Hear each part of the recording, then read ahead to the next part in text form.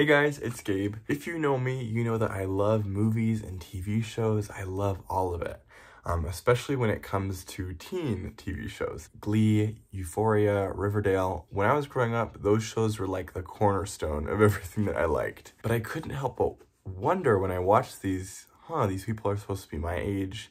This feels a little weird.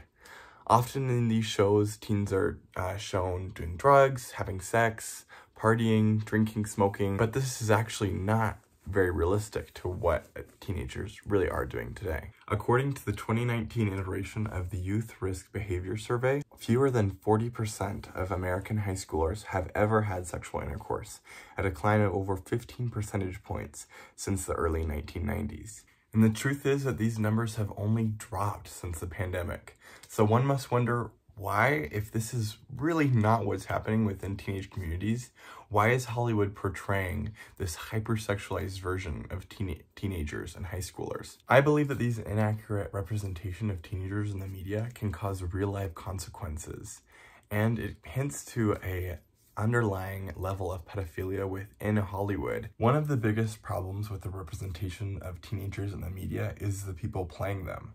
Often these people are in their mid to late 20s playing 16, 17, 18-year-olds. The truth is, these people do not look that age, regardless of how good they are at acting. I remember when I first watched Riverdale in, I think, 6th grade.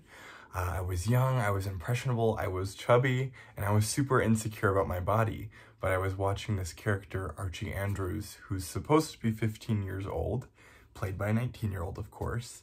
And he did not look like any 15-year-old I knew.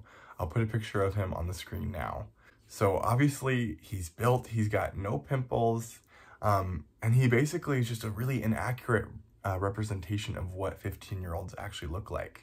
But as I said, I was really impressionable, and I was a kid, and I was looking at this and thinking, okay, that's what I've got to look like when I'm 15 years old.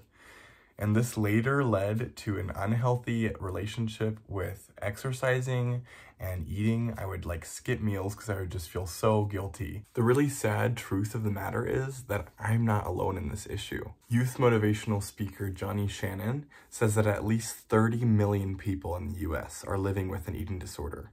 He says that eating disorders have the highest mortality rate of any mental illness, including depression. Another problem with the representation of teens in the media is how hypersexualized they are, and often how pedophilic content makes its way into that as well. Tony Bryan from Tony Bryan TV shares what she thinks about this issue on her YouTube video. Take a look. These adult actors can generally involve themselves in sexual situations on camera, regardless of the fact that they're playing a child or a teen. And this is a big reason and a cause that leads to blatant over-sexualization of teens. Archie Andrews from Riverdale, for example, like I said, he was 15 years old. He has a relationship with a 30-year-old teacher, and the show just kind of treats it like it's just forbidden love. Or was it meant to be, as if they were Romeo and Juliet and not a literal child and an adult. Pedophilia is actually a really common thing in a lot of these teenage shows. Pretty Little Liars also shows a high school student dating their teacher. Riverdale also shows a 16-year-old character stripping for adult men. Euphoria has a storyline where a 17-year-old sleeps with their classmate's dad, as well as a 16-year-old becoming a cam girl.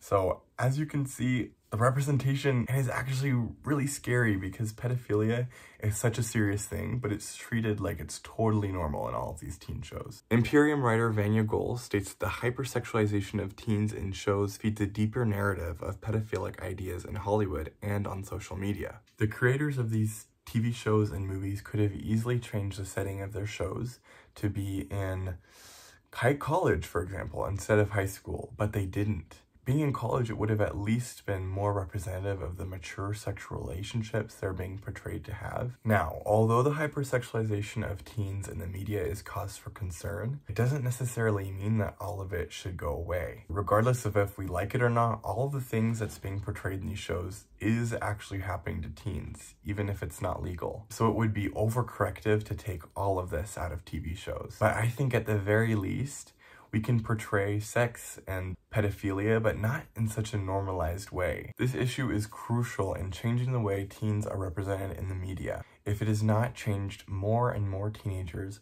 are gonna wrongfully attribute their value to their sexuality and their looks. And I think for the safety of teens, pedophilic content should not be shown in media, especially media that is targeted to underage people.